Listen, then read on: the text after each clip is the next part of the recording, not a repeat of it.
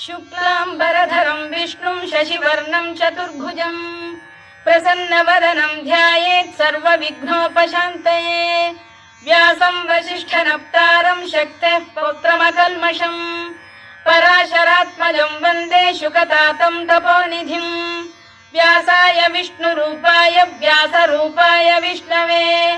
नमो वै ब्रह्मनिधये वासिष्ठाय नमो नमः। अविकाराय शुद्धाय नित्याय परमात्मने सदैकरूपरूपाय विष्णवे सर्वजिष्णवे यस्य स्मरणमात्रेण जन्म संसारबन्धनात् विमुच्यते। नमस्तस्मै विष्णवे प्रभविष्णवे। ॐ नमो विष्णवे प्रभविष्णवे। श्रीवैशम्पायन उवाच श्रुत्वा धर्मानशेषेण पावनानि च सर्वशः युधिष्ठिरः शान्तनवं पुनरेवाभ्यभाषत। युधिष्ठिर उवाच किमेकं दैवतं लोके किं वाप्येकं परायणं स्तुवन्तः कङ्कमर्चन्तः प्राप्नुयुर्मानवा शुभम्। को धर्मः सर्वधर्माणां भवतः परमो मतः किं जपन्मुच्यते जन्तुर्जन्म संसारबन्धनात्। श्रीभीष्म उवाच जगत्प्रभुं देवदेवमनन्तं पुरुषोत्तमं स्तुवन्नाम सहस्रेण पुरुषः सततोत्थितः तमेव चार्चयन् नित्यं भक्त्या पुरुषमव्ययम् ध्यायन् स्तुवन् नमस्यं च यजमानस्तमेव च अनादिनिधनं विष्णुं सर्वलोकमहेश्वरं लोकाध्यक्षं स्तुवन् नित्यं सर्वदुःखातिगो भवेत्। ब्रह्मण्यं सर्वधर्मज्ञं लोकानां कीर्तिवर्धनं लोकनाथं महद्भूतं सर्वभूतभवोद्भवम् एष मे सर्वधर्माणां धर्मोऽधिकतमो मतः यद्भक्त्या पुण्डरीकाक्षं स्तवैरच्चेन्नरः सदा परमं यो महत्तेजः परमं यो महत्तपः परमं यो महद्ब्रह्म परमं यः परायणम् पवित्राणां पवित्रं यो मङ्गलानां च मङ्गलम् दैवतं देवतानां च भूतानां यो व्ययः यतः सर्वाणि भूतानि भवन्त्यादियुगागमे यस्मिंश्च प्रलयं यान्ति पुनरेव युगक्षये तस्य लोकप्रधानस्य जगन्नाथस्य भूपते विष्णोर्नाम सहस्रं मे शृणु पापभयापहम् यानि नामानि गौणानि विख्यातानि महात्मनः ऋषिभिः परिगीतानि तानि वक्ष्यामि भूतये। ऋषिर्नाम्नां सहस्रस्य वेदव्यासो महामुनिः छन्दोऽनुष्टुप् तथा देवो भगवान् देवकीसुतः अमृतांशुद्भवो बीजं शक्तिर्देवकीनन्दनः त्रिसामा हृदयं तस्य शान्त्यर्थे विनियुज्यते विष्णुं जिष्णुं महाविष्णुं प्रभविष्णुं महेश्वरम् अनेकरूपदैत्यान्तं नमामि पुरुषोत्तमम्। अस्य श्रीविष्णोर्दिव्यसहस्रनामस्तोत्रमहामन्त्रस्य श्रीवेदव्यासो भगवान् ऋषिः अनुष्टुप्-छन्दः श्रीमहाविष्णुः परमात्मा श्रीमन्नारायणो देवता अमृतांशुद्भवो भानुरिति बीजम् देवकीनन्दन सृष्टेति शक्तिः उद्भवः क्षोभणो देव इति परमो मन्त्रः शङ्खबृन्नन्दकी चक्रीति कीलकम् शार्ङ्गधन्वा गदाधर इत्यस्त्रम् रथाङ्गपाणिरक्षोभ्य इति नेत्रम् त्रिसामा सामगः सामेति कवचम् आनन्दम् परब्रह्मेति योनिः ऋतुः सुदर्शनकाल इति दिग्बन्धः श्रीविश्वरूप इति ध्यानम् श्रीमहाविष्णुप्रीत्यर्थे सहस्रनाम जपे विनियोगः। ध्यानम् क्षीरोदन्वत्प्रदेशे शुचिमणिविलसत्सैकते मौक्तिकानाम् मालाक्लुप्तासनस्थस्फटिकमणिनिभैर्मौक्तिकैर्मण्डिताङ्गः शुभ्रैरभ्रैरदभ्रैरुपरि विरचितैर्मुक्तपीयूषवर्षैः आनन्दीन पुरीयादरिनलिन गदा शङ्खपाणिर्मुकुन्दः भूः पादौ यस्य नाभिर्वियलसुरनिलश्चन्द्रसूर्यौ च नेत्रे कर्णावाशा शिरोद्यौर्मुखमपि दहनो यस्य वास्तेयमब्धिः अन्तस्थं यस्य विश्वं सुरनरखगो भोगि गन्धर्वदैत्यैः चित्रं रम्यते तं त्रिभुवन वपुषं विष्णुमीशं नमामि। ॐ नमो भगवते वासुदेवाय। शान्ताकारं भुजगशयनं पद्मनाभं सुरेशं विश्वाधारं गगनसदृशं मेघवर्णं शुभाङ्गम् लक्ष्मीकान्तं कमलनयनं योगिधृध्यानगम्यं वन्दे विष्णुं भवभयहरं सर्वलोकैकनाथम्। मेघश्यामं पीतकौशेयवासं श्रीवत्साङ्कं कौस्तुभोद्भासिताङ्गम् पुण्योपेतं पुण्डरीकायताक्षं विष्णुं वन्दे सर्वलोकैकनाथम्। नमः समस्तभूतानामादिभूताय भूभृते अनेकरूपरूपाय विष्णवे प्रभविष्णवे सशङ्खचक्रं सकिरीटकुण्डलं सपीतवस्त्रं सरसीरुहेक्षणं सहारवक्षस्थलशोभिकौस्तुभं नमामि विष्णुं शिरसा चतुर्भुजम्। छायायां पारिजातस्य हेमसिंहासनोपरि आसीनमम्बुदश्याममायताक्षमलङ्कृतम् चन्द्राननं चतुर्बाहुं श्रीवत्साङ्कितवक्षसम् रुक्मिणी सत्यभामाभ्यां सहितं कृष्णमाश्रये।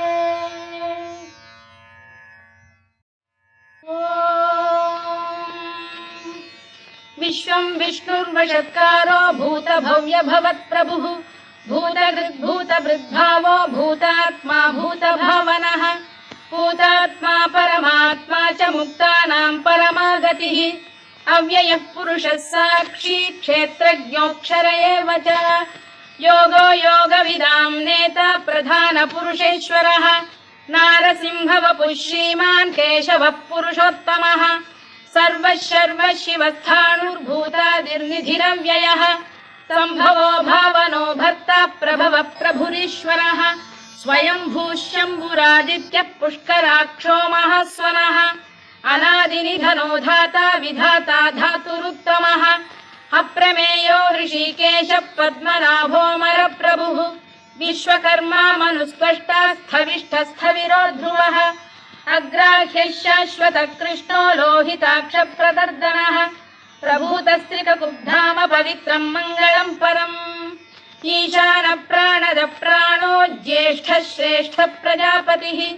हिरण्यगर्भो भूगर्भो माधवो मधुसूदनः ईश्वरो विक्रमी धन्वी मेधावी विक्रमक्रमः अनुत्तमो दुराधर्षः कृतज्ञः कृतिरात्मवान् सुरेशः शरणं शर्म विश्वरेताः प्रजाभवः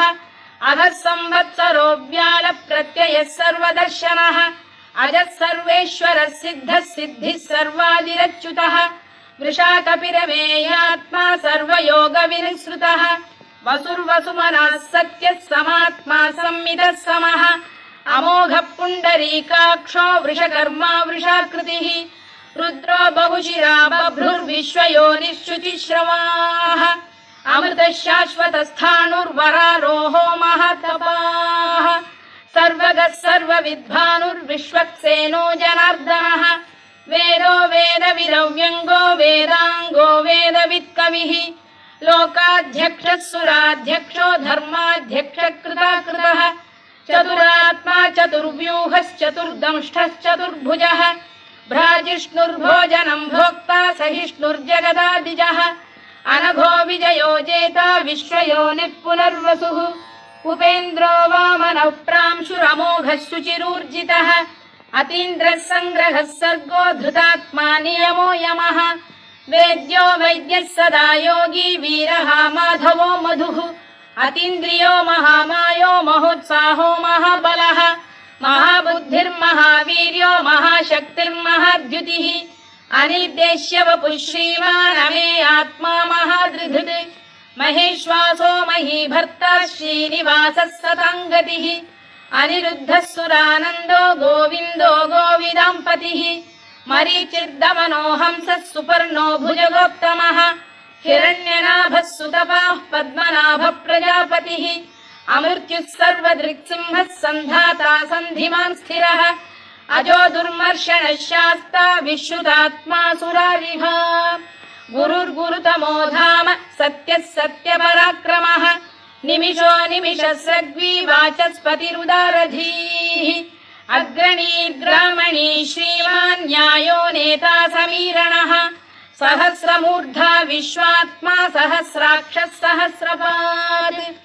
आवर्तनो निवृत्तात्मा संवृतः सम्प्रवर्धनः अधः संवर्तको वह्निरनिलो धरणीधरः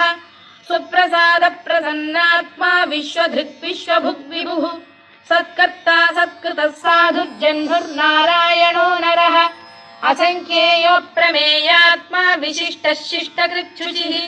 सिद्धार्थः सिद्धसङ्कल्पः सिद्धिदः सिद्धिसाधनः वृषाही वृषभो विष्णुर्वृषपर्वा वृषोदरः वर्धनो वर्धमानश्च विविक्तः श्रुतिसागरः सुभुजो दुर्धरो वाग्मी महेन्द्रो वसुदो वसुः नैकरूपो बृहद्रूपः शिपिविष्टप्रकाशनः ओजस्तेजोद्युदिधरः प्रकाशात्मा प्रतापनः वृद्धस्पष्टाक्षरो मन्त्रश्चन्द्रांशुर्भास्करद्युतिः अमृतांशुद्धवो भानुः शशबिन्दुः सुरेश्वरः औषधम् जगतः सेतुः सत्यधर्मपराक्रमः भूतभव्यभवन्नाथः पवनः पावनो नरः कामः कामकृत्कान्तः कामः कामप्रदप्रभुः युगादिकृद्युगावर्तो नैकमायो महाशनः अदृश्यो व्यक्तरूपश्च सहस्रजिदनन्तजित् इष्टो विशिष्टः शिष्टेष्टः शिखण्डी नघुषो वृषः क्रोधः क्रोधकृत्कर्ता विश्वबाहुर्महीधरः अच्युत प्रतिथ प्राण प्राणदो वासवानुजः अपां निधिरधिष्ठानमप्रमत्त प्रतिष्ठितः स्कन्द स्कन्दधरो धुर्यो वरदो वायुवाहनः वासुदेवो बृहद्भानुरादिदेवः पुरन्दरः अशोकस्तारणस्तारः शूरः शौरिर्जनेश्वरः अनुकूलः शतावर्तः पद्मी पद्मनिभेक्षणः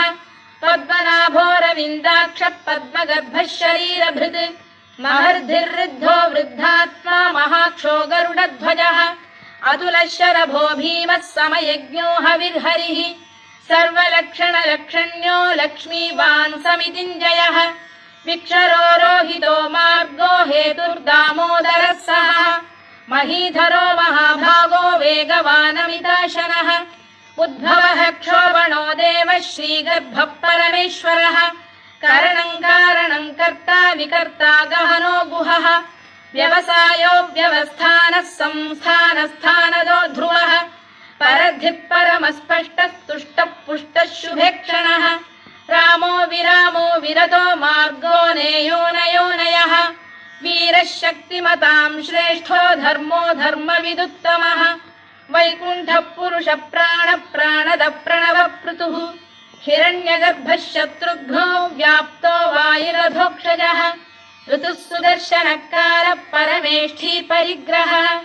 उग्रः संवत्सरो दक्षो विश्रामो विश्वदक्षिणः विस्तारस्थावरस्थाणुः प्रमाणं बीजमव्ययम् अर्थोऽनर्थो महाकोशो महाभोगो महाधनः अनिर्विण्णस्थविष्ठो भूर्धर्मयूपो महामखः नक्षत्रनेमिर्नक्षत्री क्षमः क्षामः समीहनः यज्ञयुज्यो महेज्यश्च क्रतुः सत्रं सदाङ्गतिः सर्वदर्शी विमुक्तात्मा सर्वज्ञो ज्ञानमुत्तमम् सुव्रतः सुमुखः सूक्ष्मः सुघोषः सुखदः सुहृद् मनोहरो जितक्रोधो वीरबाहुर्विदारणः स्वापनः स्ववशो व्यापी नैकात्मा नैककर्मकृत् वत्सरो वत्सलो वत्सी रत्नगर्भोधनेश्वरः धर्मकृद्धर्मी सदसक्षरमक्षरम् अविज्ञाता सहस्रांशुर्विधाता कृतलक्षणः गभस्तिनेमिः सप्तस्तः सिंहो भूतमहेश्वरः आदिदेवो महादेवो देवेशो देवभृद्गुरुः उत्तरो गोपतिर्गोप्ता ज्ञानगम्यः पुरातनः शरीरभूतभृद्भोक्ता कपीन्द्रो भूरि दक्षिणः सोमपोऽमृतपः सोमः पुरुजिः पुरुषत्तमः विनयो जयः सत्यसन्धो दाशार्हः सात्वतां पतिः जीवो विनयिता साक्षी मुकुन्दो मितविक्रमः अम्भोनिधिरनन्तात्मा महोदधिशयोऽन्तकः अजो महार्घः स्वाभाव्यो जितामित्रप्रमोदनः आनन्दो नन्दनो नन्दः सत्यधर्मात्रिविक्रमः महर्षिः कपिलाचार्यः कृतज्ञो मेदिनीपतिः त्रिपदस्त्रिदशाध्यक्षो महाशृङ्गकृतान्तकृत् महावराहो गोविन्दः सुषेणः कनकाङ्गनी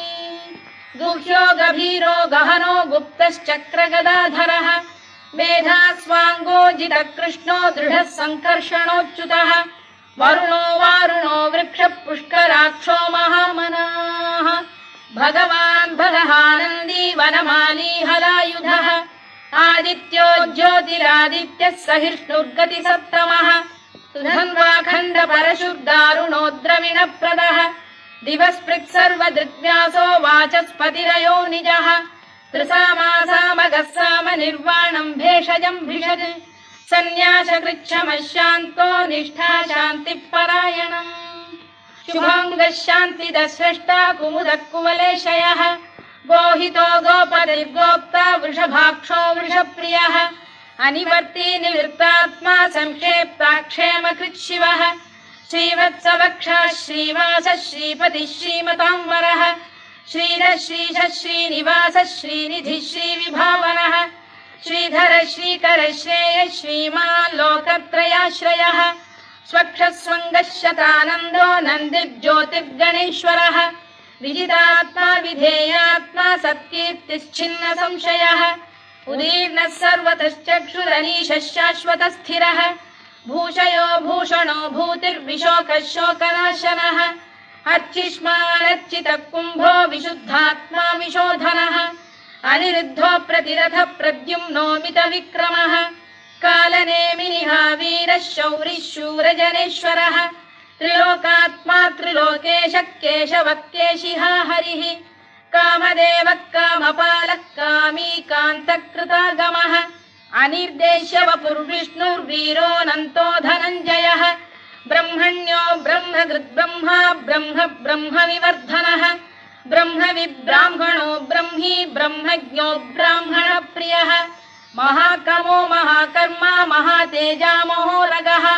महाक्रतुर्महायज्वा महायज्ञो महाहविः स्तव्यस्तव प्रियस्तोत्रम् स्तुतिस्तोतारणप्रियः पूर्णः पूरयिता पुण्यः पुण्यकीर्तिरनामयः मनोजवस्तीर्थकरो वसुरेता वसुप्रदः वसुप्रदो वासुदेवो वसुर्वसुमनाहविः सद्गतिः सत्कृतिः सत्ता सद्भूतिः सत्परायणः शूरसेनो यदुश्रेष्ठः सन्निवासः सुयामुनः भूतावासो वासुदेवः सर्वासु निलयो नलः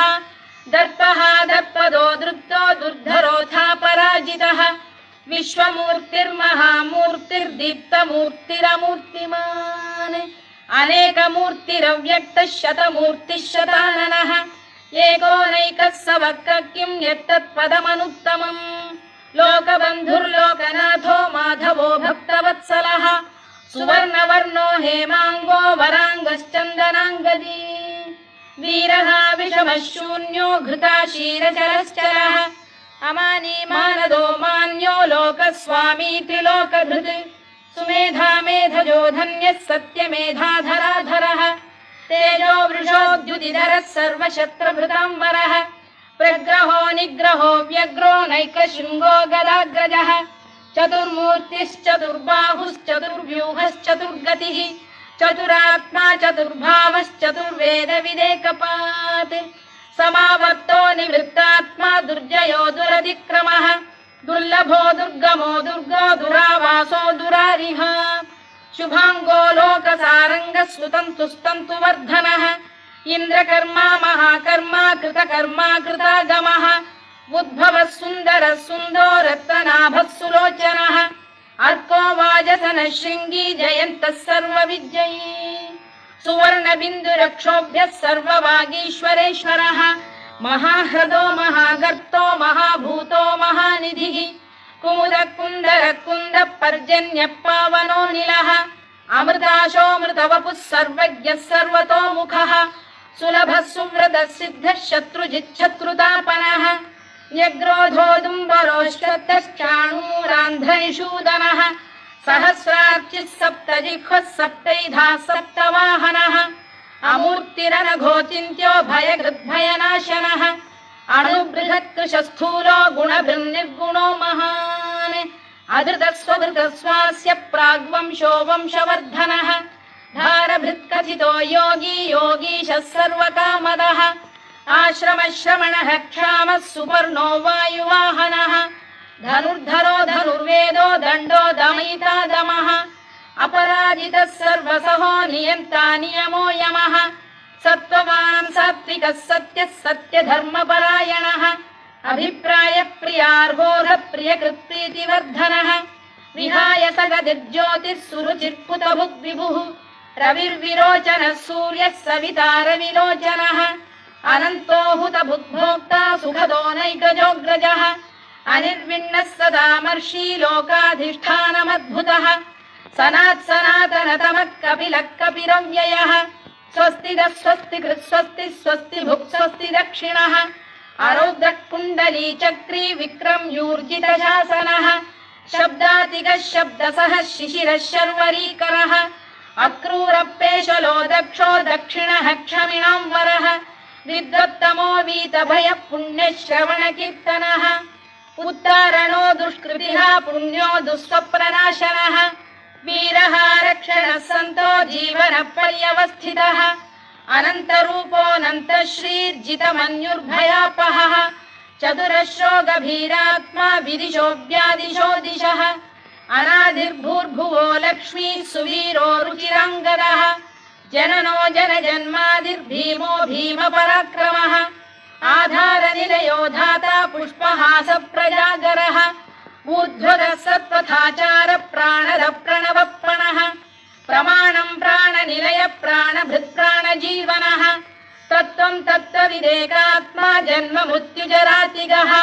भूर्भुवः स्वस्तरुस्तारः सविता प्रपितामहः यज्ञो यज्ञपतिर्यज्वा यज्ञाङ्गो यज्ञवाहनः यज्ञभृद्यज्ञकृद्यज्ञी यज्ञभुग्यज्ञसाधनः यज्ञान्तकृद्यज्ञदुह्यमन्नमन्नाद एव च आत्मयोनिः स्वयं जातो वैखानः सामगायनः देवकीनन्दनः स्रष्टा क्षितीशः पापनाशनः शङ्खबृन्नन्दकी चक्री शार्ङ्गधन्वा गदाधरः रथाङ्गपाणिरक्षोभ्यः सर्वप्रहरणायुधः सर्वप्रहरणायुध ॐ नम इति वनमाली गरीशाङ्गी शङ्खी चक्री च नन्दकी श्रीमान्नारायणो विष्णुर्वासुदेवोऽभिरक्षतु वनमाली गरीशाङ्गी शङ्खी चक्री च नन्दकी श्रीमान्नारायणो विष्णुर्वासुदेवोऽभिरक्षतु वनमाली गरीशाङ्गी शङ्खी चक्री च नन्दकी श्रीमान्नारायणो विष्णुर्वासुदेवोऽभिरक्षतु इतीदं कीर्तनीयस्य केशवस्य महात्मनः नाम्नां सहस्रं दिव्यानामशेषेण प्रकीर्तितम् य इदं शृणुयात् नित्यं यश्चापि परिकीर्तयेत् नाशुभं प्राप्नुयात् किञ्चित् सोमुत्प्रेह च मानवः वेदान्तको ब्राह्मणः स्यात् क्षत्रियो विजयी भवेत् वैश्यो धनसमृद्धः स्यात् शूद्रः सुखमवाप्नुयात् धर्मार्थी प्राप्नुयात् धर्ममर्थार्थी चार्थमाप्नुयात् कामानवाप्नुयात् कामी प्रजार्थी चाप्नुयात् प्रजाम् भक्तिमान् यः सदोत्थाय शुचिस्तद्गतमानसः सहस्रं वासुदेवस्य नाम्नामेतत्र कीर्तयेत् यशः प्राप्नोति विपुलं याति प्राधान्यमेव च अचलां श्रियमाप्नोति श्रेयः प्राप्नोत्यनुत्तमम् न भयं क्वचिदाप्नोति वीर्यं तेजश्च विन्दति भवत्य रोगोद्युतिमान् बलरूपगुणान्वितः रोगार्तो मुच्यते रोगात् बद्धो मुच्येत बन्धनात् भयान्मुच्येत भीतस्तु मुच्येतापन्न आपदः दुर्गाण्यतितरत्याशु पुरुषः पुरुषोत्तमम् सुवन्नाम सहस्रेण नित्यं भक्तिसमन्वितः वासुदेवाश्रयो मर्त्यो वासुदेवपरायणः सर्वपापविशुद्धात्मा याति ब्रह्म सनातनम् न वासुदेव भक्तानाम् अशुभं विद्यते क्वचित्